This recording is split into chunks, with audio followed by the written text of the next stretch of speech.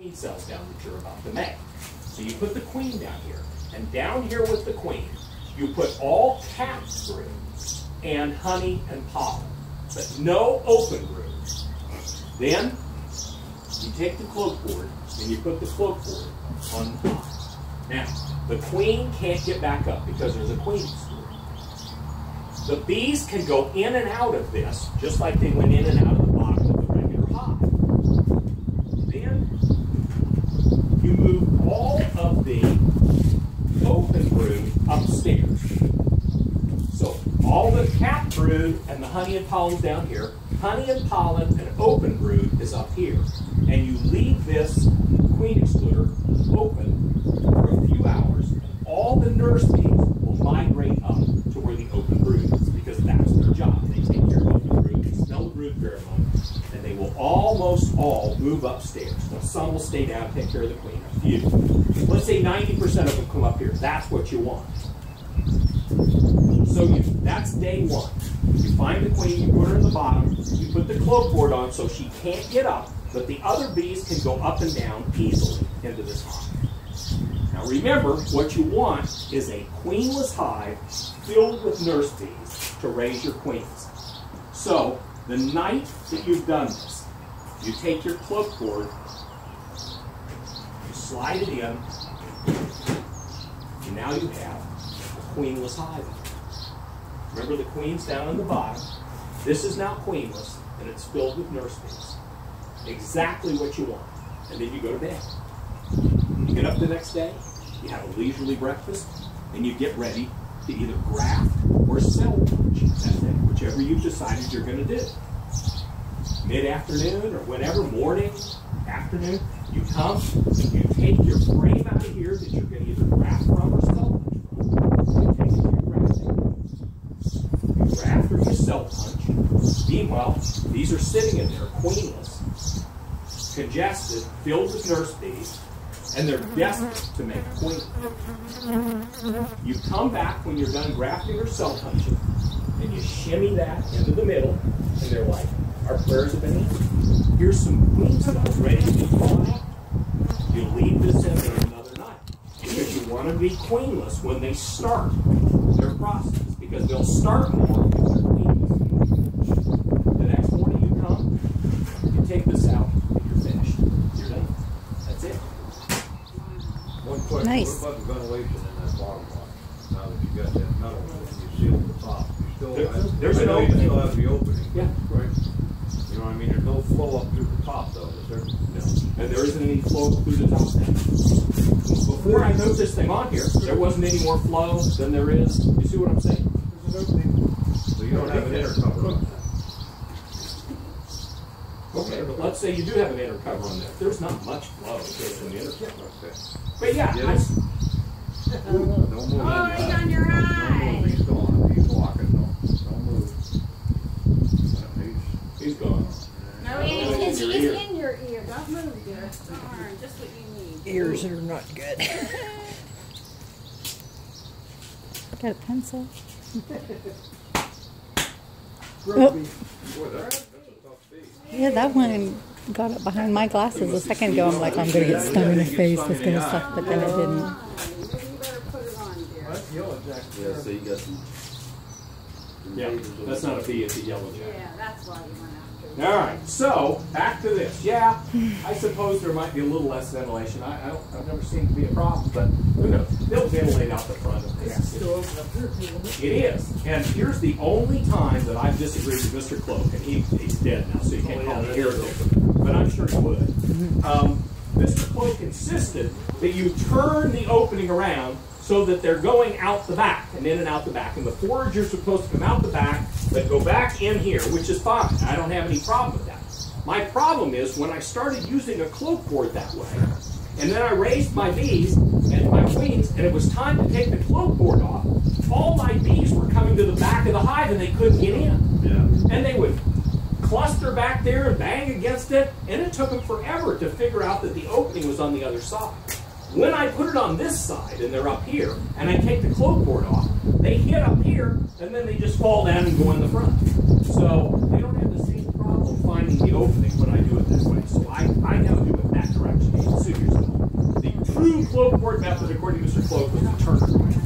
God bless him. All right, so anyway, very little disruption to your hive. The only disruption is finding the queen and putting her down below, and then, you know, sliding that thing in for 2 nights and sliding it back down. It's very minimally disruptive. As a matter of fact, you could have honey supers up here, and the bees would continue to come in and put honey supers. You could give them an open entrance up here if you wanted, or you could put the honey supers below where you're making the queens and isolate them even more once the nurse bees were up here, and put the honey supers on top of this, and just let the bees come in the bottom and put their nectar and all that stuff up in there, and just continue to raise queens up here. So you leave the metal in for 2 days. Yeah, the first day you leave it in so that the bees know they're queens. Yeah. Then you put the grafts in, and then you leave it in another day so that they'll start it. And then if you want, you can pull it out and admire your great work and how they're putting wax around either the bottom of the cell punch or the bottom of your graft. And then just leave it alone, and they'll be fine. And then pull that out after the 2nd day, because you want a queen right finish. Just like in a swarm situation, you know, where there's a queen in the hive, but they're pulling out the swarm cells. Okay, so now the other problem I have is this. I raise 125 queens at a time.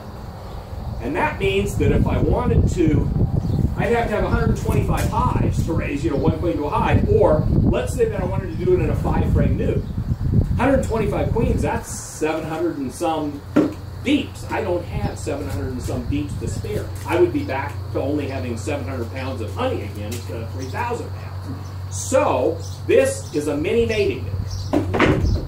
And this mini mating nuke, these are made and sold by Man Lake for 65 or 95 cents each. They've raised the price, 95 cents each. They'll sell you a 65-cent plastic thing that they'll wax over. Worthless in my opinion. I just take a regular piece of foundation, just cut it to size and put it in there. Now I've gotten so cheap, I just cut it into thirds, and they'll just draw it down, just like they would a foundationless hive or anything else. This is what one looks like when it's pulled out. And when they're not in the mini mating nukes, like during the winter, this is just a regular medium box, right? It has on each, if I put these two things together, this is a medium frame, okay? But you see what's in the middle there? So I run a little board right across the middle and just screw it in on both sides. And so when I set it in here like this, it just sits on that board in the middle, so that I don't have wax moths and everything else when I come back and get in this thing next spring. All these things come back out of here and go inside. The other downside to using this smaller resource to raise queens is that I put a queen cell in here, and there's already, remember, when I take it off in the spring, it's already full of bees and honey and brood and everything else. So I put a frame of honey and pollen, a frame of bees and brood, and an empty. That's how I start all my 125 mating nukes. I put 2 queen cells in because it's easy to make queen cells for me. So I want a double chance to win. In case something goes wrong with one, I always put 2 in, one on one side, one on the other. I take this out, there's a little lip on the side, and I put on this side, and I put one on this side. Then I just put it back in there, leave it alone. She'll emerge 3 days later. She'll fly a few days after that. She'll start laying. So I go back in about a week or 10 days, and I check, and I see, and what I want to see is that she's laying wall to wall. If she lays wall to wall in this, she'll lay wall to wall in a D. Then I take her, I mark her, I put her in a cage, and I sell her for $35. But now I've got probably 500 eggs on this side and 500 eggs on this side, which means that in 21 days, I'm going to have 1,000 extra bees in there. It doesn't take very many bees before this thing wants to swarm with the next queen and go up in the tree, and I've lost my $35. That's a stupid way to do it. So after I do that, I take one of these full frames out of 20 hives, and I put, 10 this way and 10 this way. 20 of these things will fit in a medium. And I put it on top of my weakest hive. Now, what have I just done for my weakest hive? I've just put 10,000 more bees in them. They're nurse bees now, but in a few weeks they'll be worker bees, forager bees, that will go out and help them bring in more honey for the flow. So I've just held my weakest hive, and I've managed this so it doesn't swarm, and I've replaced the full one with an empty one to give the next bee something to pull out and draw.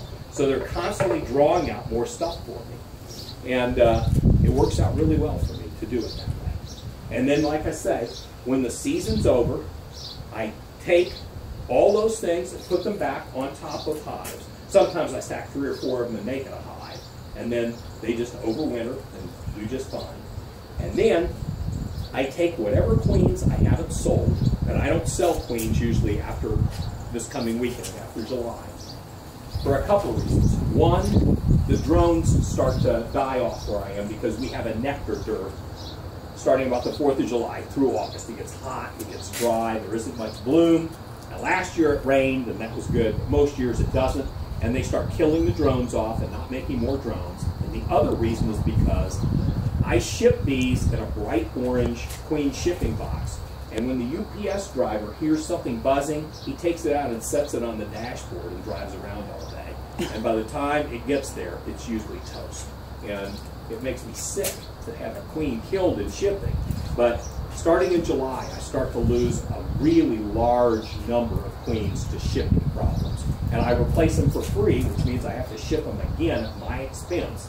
And it starts to eat into my profit margin. But mostly it bothers me that these beautiful queens are dead because of the incompetence and fear of bees and fear of insects that drivers have. So anyway, I stop around July shipping. So now let's say I go into my 125 nukes and I've got 25 queens left over that I'm not going to sell and ship. I went as the keynote speaker to the Massachusetts beekeepers 5 years ago, and I was giving them this talk about raising local queens, and these guys from Worcester or someplace, they told me, well, that's stupid. We tried that and it didn't work. I said, what didn't work for you?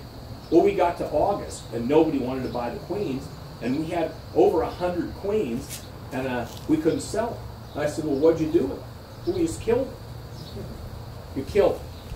I said, let me see a show of hands here. How many people here bought a nuke this spring? Oh, hands went up all over the room. What'd you pay for? Well, this is 5 years ago. 125, 130, 150. I said, let me tell you what I do with the queens I can't sell in July and August. I put them in a 4-frame nuke. As a matter of fact, I take my production hives that I've just taken the honey off of, and I know which one was my worst hive. You know which one's your worst hive. You know which one's your best hive. I take my worst hive, which is a double deep with honey supers on it, which means it has 20 deep frames.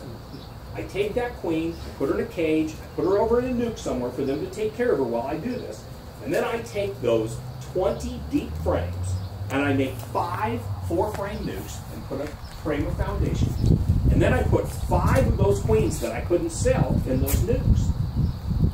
And all that queen does from July or August until next April is lay eggs. That's what a queen does. And that queen that I couldn't sell in July or August for $35 is now worth $175 if she survives the winter.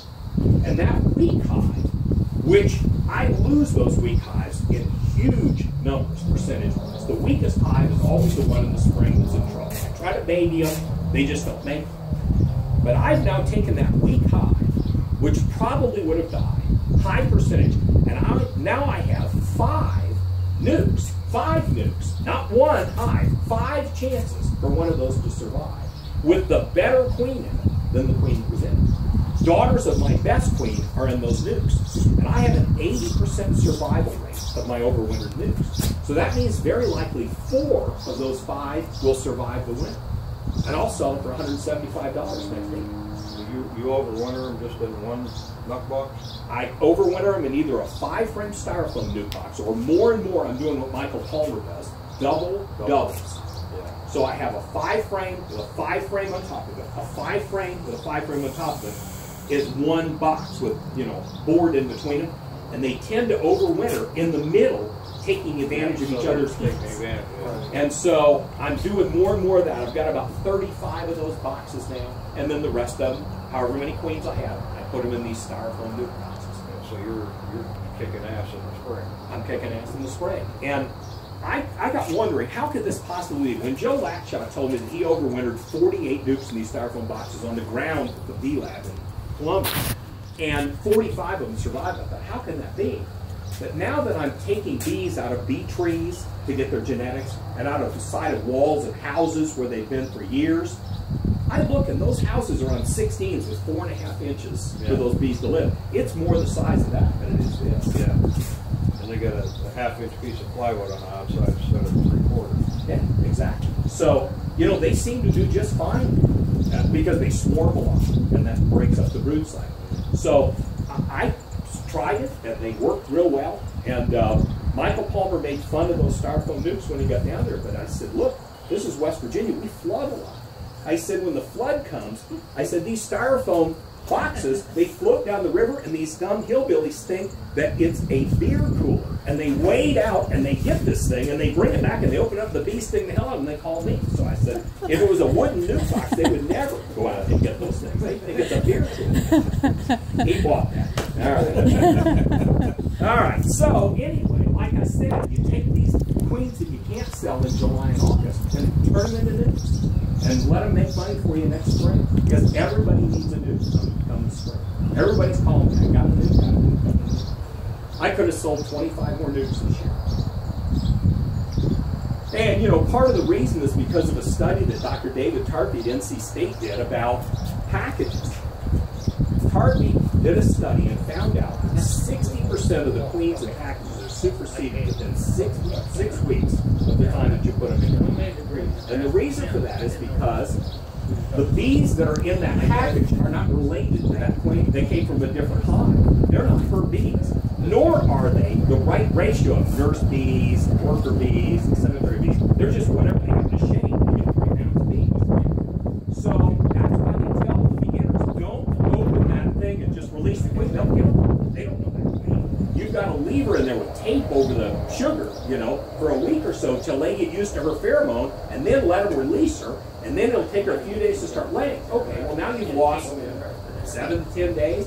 Meanwhile, these bees are in this hive and they're going, where's the eggs? Do you smell any brood? I don't smell any brood. She hasn't laid any eggs. There's something wrong with this queen. She's not laying eggs. And then finally, after 7 to 10 days, this poor queen finally lays a few eggs, and you know what they say?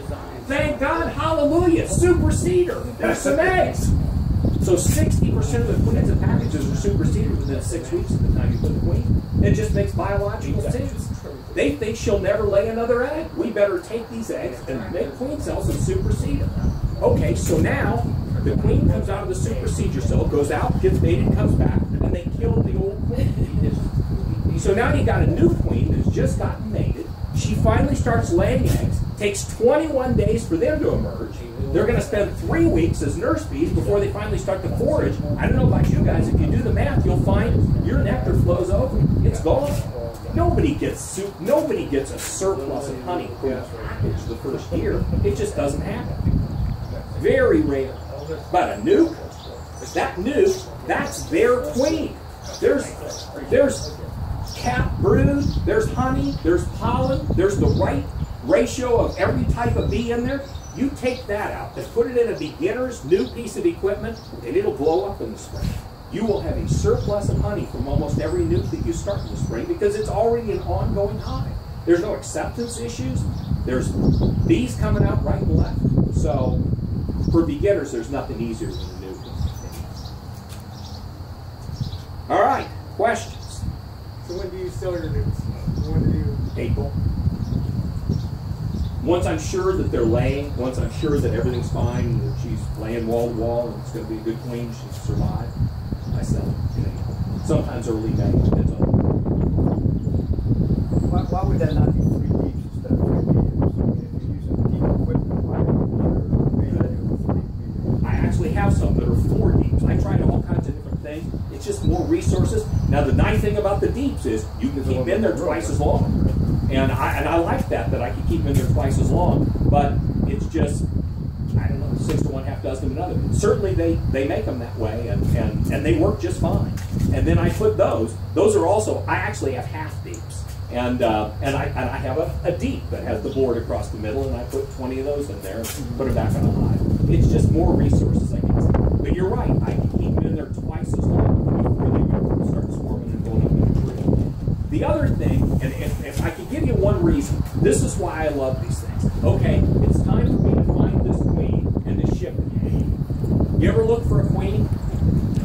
Do you know how easy it is to find them on something that size? Probably still can. Yeah, but if you pull out half a deep and there's 2 more or 3 more in there, she's got a lot more places she can hide. I'm telling you, find those queens so easily on this walking around, mark her, and if she's marked, I mean, she jumps out at you. But when you're finding her in the first place, it's a lot easier to find her when these are the only places that she can hide, right there. And there's no place to hide. You can even find her on the side of the box pretty easily, which you can't at a regular hive. So these things are real easy for finding queens, to mark them in the first place or put them in a cage and stuff. Why do you have the little flap on the front to close the entrance? That's a good point. Okay. This is the entrance here. Oh, okay. All right? This is the entrance. It's just a little piece of sheet metal that's bent over. You see it? All right? In the spring, I have that thing choked down because I'm worried that they're not very strong yet. There's not very many bees in there, and they'll get robbed out. As a matter of fact, I don't have any production hives at my house. I have 125 mating nukes on the fence posts. They're all, I take a long screw and I screw it in the side onto a fence post, and it just hangs there all summer until I'm done with them, and then I unscrew them and put them in myself. Anyway, so if I have a production hive there and we get a nectar dearth, they will gut these things. This will be lunch for them because they can't defend themselves against a production hive of robbing bees. So they even are starting to make a robber screen for the front of this now. That's crazy. Okay, this in the back, this is if I want to feed them. This is for one of those Boardman feeders, that slides in and you put the quart jar in. Can you see it down? Can you see it? Okay, so that's for a feeder if I want to do that in the early spring.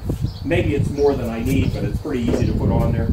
And then as the summer goes on and this thing fills up, I open it wide open so that they can come in and out because that's all they have. You will notice that I do have ventilation. I've learned that lesson. You've got to have ventilation in these things. So I have 2 little screened ventilation things. The only problem I have is bees trying to get in through those screens and hang it on there when they're bearded on the front. You're going to have that no matter what. But anyway, there's my entrance right there. Is that your design, or do they sell them just like that? They don't. Nobody sells these. I wish they did. Man Lake sells these, and they sell a styrofoam container, a styrofoam nuke. I worry about a styrofoam nuke in June. Maybe I'm crazy. Maybe it doesn't get hot in there. It just worries me. That's all. So I went to a guy named Tom Mullins. Tom's got Alzheimer's now, so he can't help me anymore. And Tom just made these for me. But Tom can't make them for me anymore, and I need more. So I have this kid, Nathaniel Johnson, and he's a beekeeper like me, but he's a poor beekeeper. Not a bad beekeeper, a beekeeper who doesn't have much money. And he's just married, he's got his first baby, and so he's always looking to make money. So I hire him to do things because I can't make a paper airplane. I'm no good at that kind of stuff. But he's terrific. So I said to him, Nathaniel, look at this. This guy can't make them anymore. Can you make these for me? And he said, sure. He took one 4x8 sheet of plywood and made me 20 of these out of one 4x8 sheet of plywood. And you know what I'm talking about. And he painted it. Will it last 20 years? Hell no. Will it last 5 years? Absolutely. Now, the only difference is, I should have brought 20 of these to show you. Crazy Tom looked like a hippie on acid. They're crazy colors. They've got designs on them because that queen, every 10 feet, there's another one of these things, and she's got to find her way back into a mass of, they can't all be white like Nathaniel painted his a number 1, 2, 3, 4, 5 through 20. The queens can't tell the difference.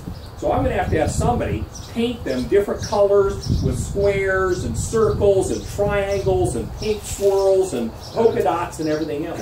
Dr. Connor thought these were so funny, he actually put a picture of them in one of his books. I think I've seen that. Yeah, that's mine. He was out there at my place. Anyway. There's only so many colors, so you got to... Yeah, and you can't use red because they can't see red. So, and you don't want to do black because, my God, it's summer. So, I love the white ones, but they're all like that.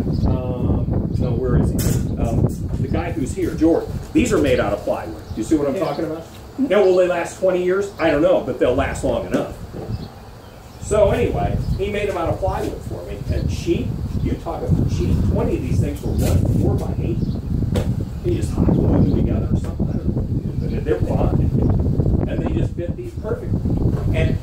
instead of using a router, Don't hot glue like them. Tom did, he just took a little piece of plywood and glued it inside there for the lips. And you know, it just fits perfect. So anyway, there's some tips. Raise queens. You'll be the most popular people in your bee club. Have newts. Tell us these little things. Man Lake. Man Lake. Man Lake. Yeah, Man Lake is a distributor. And they're the only ones I know that make these little half mediums. MANNLAKE. Man Lake Limited. And they sell a box that it fits in, but it's a styrofoam box. So if you didn't even want to make these things, you could just get their styrofoam box. It's not very expensive. And the bees love them. The bees love these little places. You ever tried the styrofoam? I have. And they work fine. You said you had little pictures of styrofoam. 5-frame styrofoam from Betterby makes a 5-frame styrofoam, and that's what Joe Lackshaw used to overwinter 48 of them in Columbus, and 45 of them survived. And so I like them. I like those styrofoams. But now I'm doing doubles just because more bees is probably a little bit. Have you overwintered them in the wooden box? I have tried without much success. The wooden boxes, I think maybe it's not. I don't have as much luck as I have with the styrofoam. But you got to get them out of the styrofoam come May, because at least I worry that they're just full. Yeah, there's almost no ventilation. I know they have those little holes like these, but I just think come May, that styrofoam. Well, it should go both ways. It should keep the hot air out too. It should. There it is. There it is. There's the styrofoam nuke from Betterby. Yours got it. And you keep them in all year and no problem? Well, there you go. So you're right. Well, but I take the bees in and out of this because this styrofoam is really light. Yeah. You can find a ladder with it, hold it with one hand and take the branch to get the bees in there. And I bring it down here and wait until I know that queen's laying. Then I put it in a regular hive and take There you this go. back to get another one. There you go. Okay. All right. When do you mark your queens? I mark them once they've laid.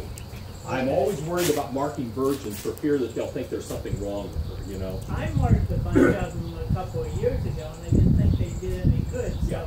I haven't marked my swarms yet this year because I was waiting until they started laying. That's when I do it. But like I was telling them, George, it's a lot easier to find a queen on something that size.